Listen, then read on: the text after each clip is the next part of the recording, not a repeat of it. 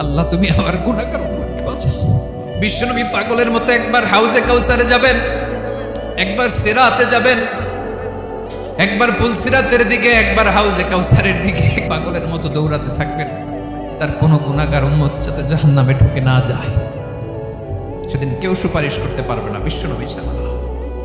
কিয়ামতের ময়দানে ওই বিভীষিকাময় সময়ে মুসিবতের কালে মানুষগুলো পাগল হয়ে বিশ্বনবীকে খুঁজতে আরম্ভ করবে।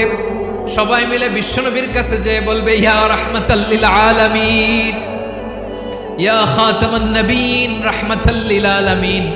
দেখেন আমাদের কি অবস্থা, কি কঠিন বিপদে আমরা আছি, দাঁড়াতে পারি না, সূর্যের আলোতে ঘেমে হয়রান।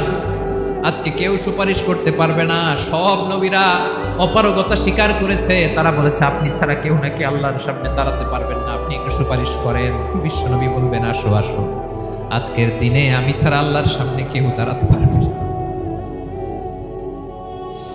বিশ্বনবী মাকামে মাহমুদে যে আল্লাহু আকবার বলে সিজদায় লুটিয়ে পড়বেন,